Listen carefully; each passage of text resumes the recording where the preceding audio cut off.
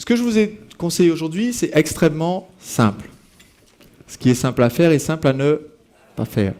Ce qui fait que les gens qui réussissent ont souvent un gros avantage sur les autres, c'est qu'ils se sont rendus compte que c'était simple, ils l'ont fait, et pendant que les autres sont en train de regarder et se demander comment ça a été réalisé, ils disent je l'ai fait, quoi.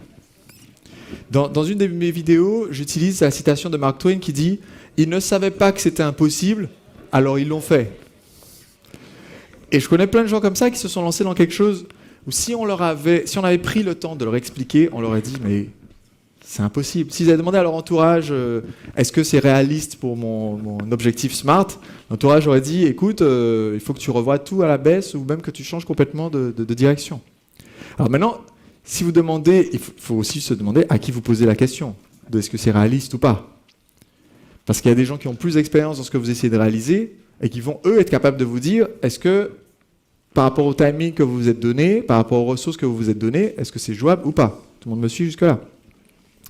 Moi, quand j'ai démarré mon activité, quand je suis allé donner le papier disant je crée ma boîte et que j'attendais le reste du processus et qu'on m'a dit vous venez de finir le processus, j'avais personne pour me donner ce conseil-là.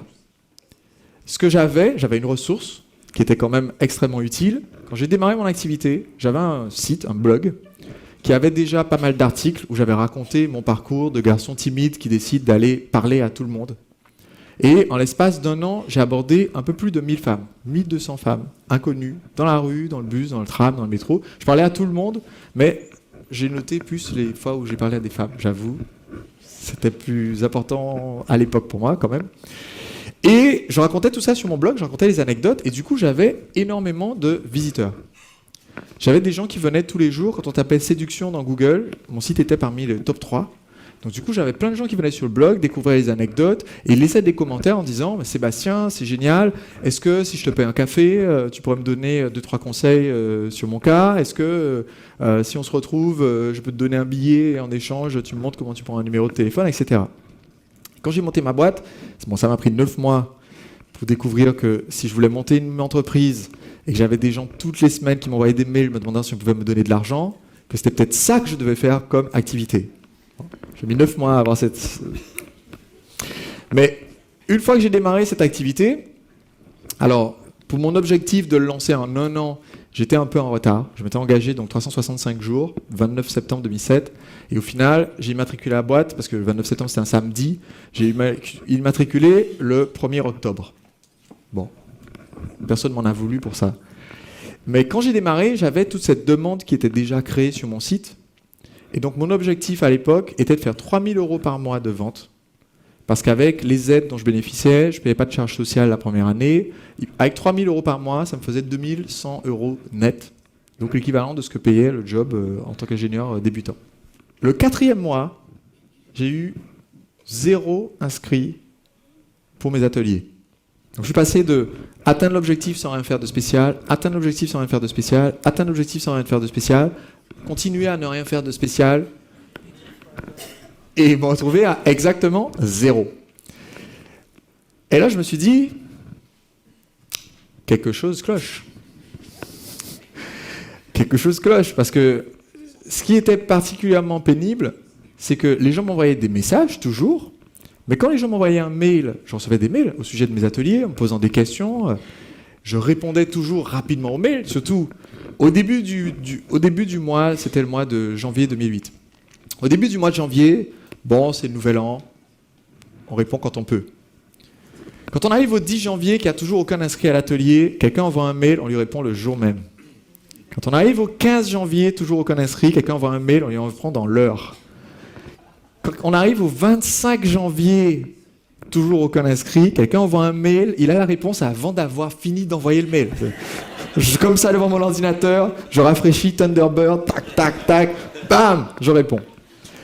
Donc, ma réactivité, pas de souci. Par contre, dès que je réponds à quelqu'un qui me pose des questions au sujet de mon service, dès que je lui réponds, cette personne disparaît dans la nature et n'achète pas. Et au bout d'un moment, alors j'ai commencé d'abord par me dire, les gens ont un problème. Qu'est-ce qui cloche chez les gens? Je veux dire, t'es célibataire, tu comprends rien à la vie, tu me demandes est-ce que tu peux participer, et je dis, écoute, il n'y a pas de souci, je te fais même une offre, et tu ne viens pas, je me dis au départ, c'est qu'ils n'ont pas compris, ils ont un problème. Au bout d'un moment, si vous rencontrez suffisamment de personnes qui ont un problème, c'est peut-être... Et il y a un seul point commun entre toutes ces personnes, c'est qu'il y a vous au milieu. Là, j'ai commencé à me dire, ok, peut-être qu'en fait, le problème vient de moi. Et là, après avoir fait donc, les 3 mois en me disant, tout va bien, je me dis, en fait, mais j'ai perdu énormément de temps à penser que les clients allaient venir tout seuls. J'ai perdu énormément de temps. Et en fait, aujourd'hui, je devrais tirer les fruits d'un travail que j'aurais pu faire au cours de l'année plus 3 mois précédents, que j'ai pas fait. Et aujourd'hui, je suis en train de payer pour mon inaction d'avant. Donc, j'ai commencé à être un peu en colère contre moi-même. J'ai commencé à me dire, en fait, t'es trop fainéant, t'as rien glandé pendant 15 mois, t'as attendu que ça tombe directement sur ton compte bancaire, et à me dire, en fait, c'est quoi mon problème? Et quand on se pose cette question-là, on rentre dans une spirale qui n'a pas tendance à partir vers le haut. Parce que quand on demande c'est quoi mon problème, on commence à trouver des réponses à cette question-là. On en trouve une, on en trouve 2, on en trouve 3. Et quand on se dit, mais ok, j'ai ce problème-là, ce problème-là, ce problème-là, et le problème c'est moi, là j'ai commencé vraiment à être en colère contre la personne que j'étais, contre mon inaction, contre mon incompétence à vendre ce que je faisais. Pourtant je savais que j'avais un bon produit, mais je sentais que ça ne passait pas. Et le problème, c'est que mes ressources financières pour me lancer, elles étaient exactement de 0. C'est mes parents qui avaient payé mon loyer pendant que j'étais en train de réfléchir à créer ma boîte. Je venais de dire, quand j'ai monté ma boîte, je venais de dire à mes parents, mais c'est bon, j'ai atteint l'objectif dès le premier mois, donc je me débrouille tout seul, c'est la fête. 3 mois plus tard, renvoyer un mail disant, oui, finalement, pour cette question de loyer, ça, c'est le truc que je voulais vraiment pas faire. Vraiment pas faire. Voilà, j'en avais des sueurs froides d'imaginer écrire ce mail. Pourtant, mes parents sont très compréhensifs. Je pense que ça n'aurait absolument pas posé de problème. Mais c'est juste le sentiment de retour en arrière. Une fois qu'on a atteint quelque chose, quand on a franchi une étape importante dans sa vie, revenir en arrière, c'est toujours quelque chose d'impossible. Et pour moi, c'était vraiment impossible. C'est ce qui m'empêchait littéralement de dormir la nuit. Je commençais à avoir des cernes. Je ne pouvais plus. Et je me disais, ok, je vais devoir demander à ce qu'on me rappelle mon loyer. Mais si ça continue comme ça, non seulement je vais devoir être subventionné pour mon employé, mais en plus, même si je double mes 0 ventes le mois prochain, ça ne me permet pas. Après le loyer, il y a aussi la nourriture, les vêtements, sortir en boîte de nuit parce qu'on est quand même coach en séduction. Et ça se paye pas tout seul non plus. Et si je veux payer tout ça, à un moment donné, je vais devoir ramper chez Unilog et dire « Bonjour, vous vous souvenez du gars qui vous a dit au revoir, président ?»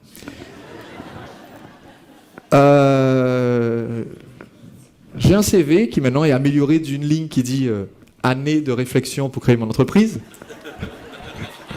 et une ligne qui dit création d'entreprise pendant 3 mois.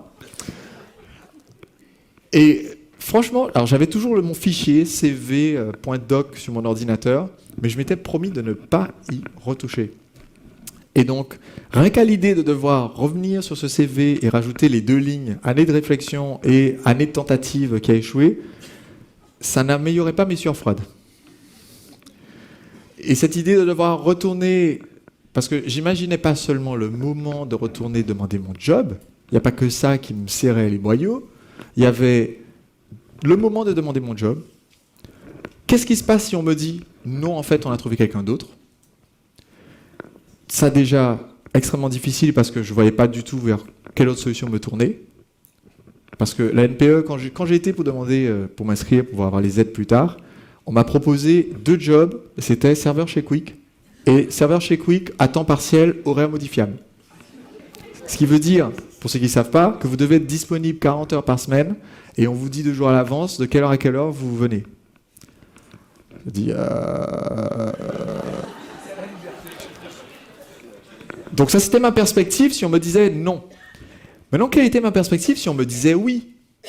C'est de retourner dans ce même job auprès de tous mes collègues qui voulaient créer leur boîte, d'être l'exemple du mec qui a essayé de créer sa boîte et qui est revenu 14 mois plus tard, la queue entre les jambes, de me retrouver à nouveau enfermé toute la journée face à un ordinateur à tapoter du code en JavaScript et en C++.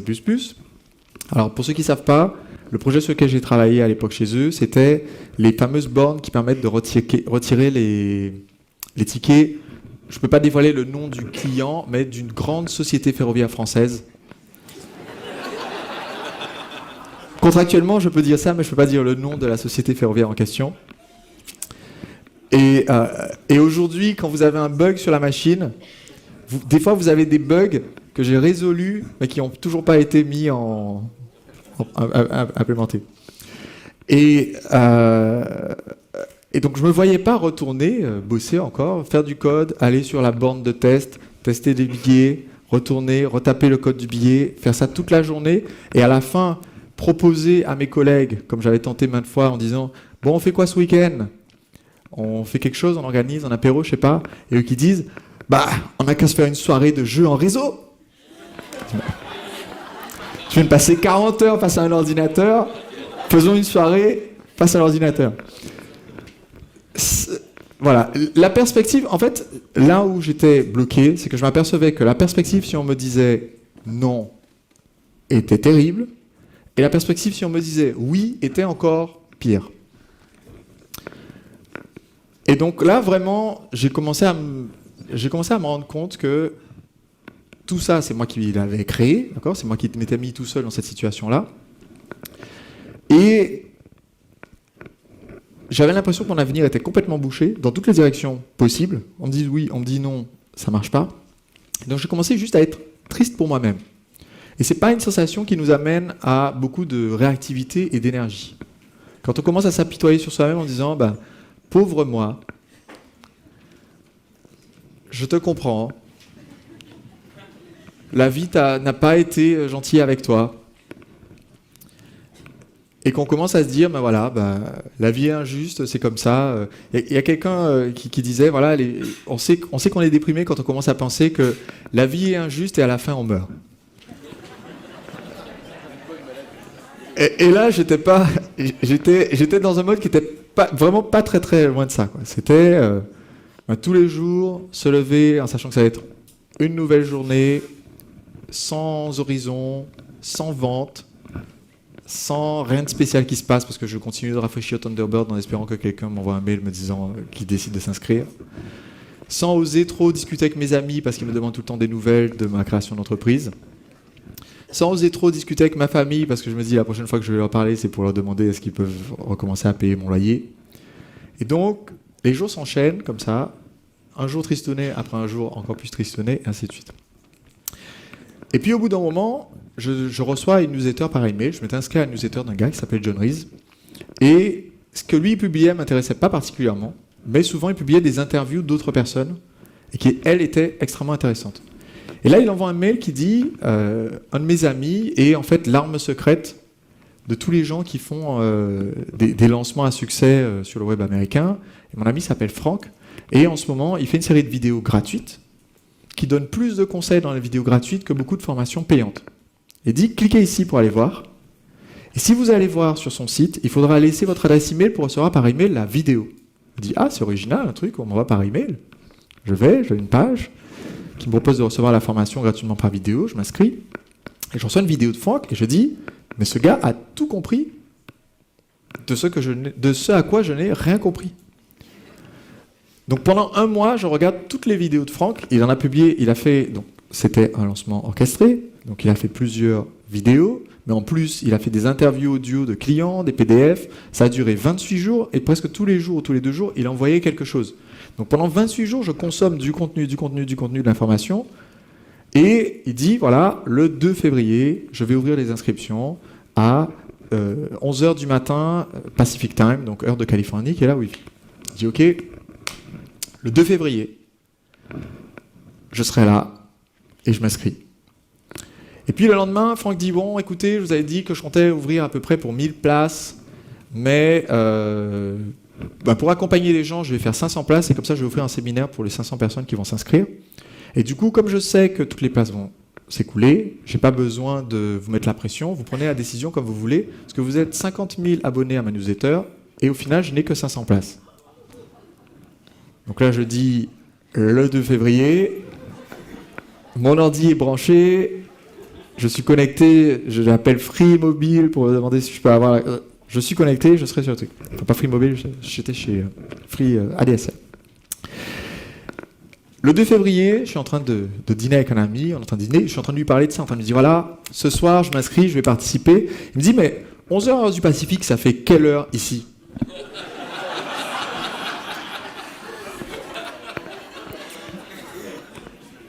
Je regarde ma montre, il est 19h55, je calcule, 11h heure du Pacifique, il y a 9 heures de décalage, 11 plus 9, ça fait 20h, donc ça ouvre à 20h. Je regarde ma montre, 19h55, je le regarde, je dis je prends pas de dessert. Je me casse, je pars en courant, je rentre chez moi, je n'ai pas le temps de prendre le bus, quoi que ce soit, j'y vais en courant, j'arrive chez moi, je suis face à l'ordinateur, quelques minutes après 20h, j'allume l'ordi, je vois que j'ai reçu le mail disant les inscriptions sont ouvertes, je clique pour aller voir, j'arrive sur une page disant toutes les places sont vendues, c'est terminé. Et là, la colère contre moi-même, la tristesse de ne pas y avoir réfléchi, la peur de ce qui va se passer, tout ça, ça me revient instantanément. Mais je ne suis pas une ressource. Donc, je décide, puisque j'ai reçu des mails pendant 28 jours de Franck, de John, de plein de gens qui parlaient de ça, je vais sur tous les mails, tous les sites web, et je clique sur tous les liens que je trouve. Donc, la grande majorité retombe sur cette page-là, et je tombe sur un mail qui mène directement vers le formulaire de paiement. Ça passe pas par la page de vente, rien. Il y a juste une page qui dit numéro de carte bleue, date d'expiration, code CVV, cliquez ici pour valider, 1997 $. Et là, je me dis, bon, les ventes sont fermées. Est-ce que le bon de commande par carte bleue marche? Est-ce que si je mets ma carte bleue et que ça me prend les 2000 €, est-ce que ça part dans le cyberespace quelque part et juste 2000 € de moins et toujours rien de plus? Là, c'est le vrai instant de saut de la foi. Là. Je suis tout seul face à mon ordi, il n'y a personne pour me parler de ça. J'ai surtout pas parlé de ça à mes amis parce que l'histoire de 0 vente en un mois, j'en parle pas. J'en ai pas parlé à mes parents parce que j'en parle pas. Je suis tout seul face à mon ordinateur. Et là, je dis, qu'est-ce qui se passe si je ne le fais pas? Où est-ce que je suis de toute façon? Donc, je pouvais choisir de payer en 3 mois, ça coûtait plus cher, mais je pouvais choisir de payer en 3 fois. Ça représentait plus que ce qui me restait sur mon compte bancaire, le total. Et ça faisait donc, pour moi 3 mois de loyer. Et je me dis, mais voilà, de toute façon, d'ici 3 mois, mon compte bancaire sera à sec parce qu'il me reste 3 mois de loyer. Donc, soit j'investis maintenant et j'apprends à utiliser ce truc et ça marche. Heureusement, Franck disait, voilà, je vous fais une super garantie, etc. J'ai dit, ok. Soit, si je fais rien, de toute façon, dans 3 mois, c'est pareil, j'ai plus l'argent, je peux plus payer mon loyer, je me retrouve chez Unilog à faire des soirées réseau et manger de la pizza. Donc je dis, banco, j'y vais. Je mets ma carte bleue, je valide, j'arrive sur une page qui dit « Thank you ».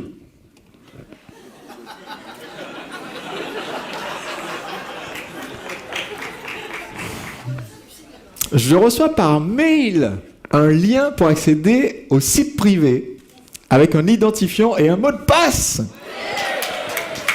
Je vais sur le site privé et le site est marqué erreur 504. En fait, elle n'avait pas anticipé qu'avec 500 nouveaux membres qui regardent, c'était pas une plateforme. Aujourd'hui, on a des plateformes qui permettent d'héberger, ils ont leur gros serveur, etc. Lui, il avait hébergé son site sur un serveur gratuit de chez GoDaddy. Alors GoDaddy, c'est aux États-Unis l'hébergeur pas cher.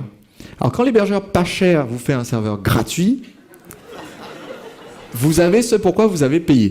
Donc ils se sont retrouvés instantanément avec, donc en quelques minutes, ils ont fait 1 million et quelques de ventes, mais ils se sont retrouvés instantanément avec 500 clients qui n'avaient pas accès au produit. Donc j'imagine que ça a dû être un peu le gros stress chez eux pour régler ça. Mais bon, le lendemain, c'est réglé, j'ai accès, je commence à suivre le cours. Ils donnent des méthodes, des campagnes, des trucs comme ça. J'applique, je commence à suivre le cours tout de suite. Le jour même, je traduis les trucs, je fais mes campagnes, etc. J'envoie à ma mailing list dans l'instant. 4 jours de campagne plus tard, j'ai fait 2500 € de vente. Donc en 4 jours, j'ai remboursé tout mon investissement. Là, c'est la joie. Et je suis passé d'atelier où j'avais une personne à 2 personnes.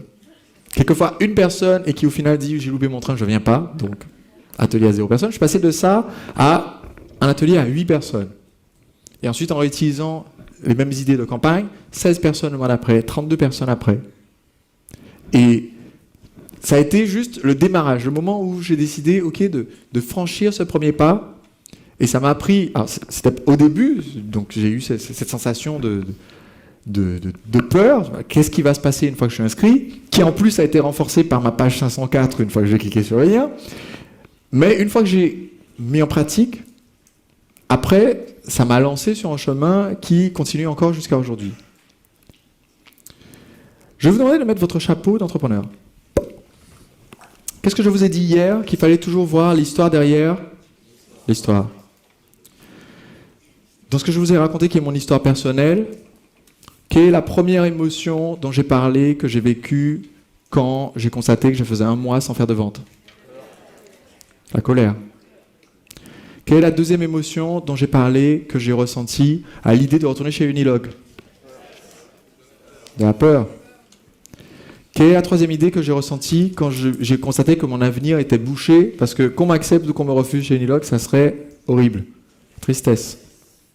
Quelle est la sensation que j'ai ressentie quand j'ai fait mes 2500 € de vente, là, après avoir décidé de me lancer? Je stresse. Combien d'entre vous pensent que si vous arrivez à raconter votre histoire ou l'histoire de votre produit simplement avec ces 4 couleurs, ces 4 ingrédients, en les rendant suffisamment intenses, vous allez avoir un message qui soit beaucoup plus percutant que si vous faites un argumentaire de vente?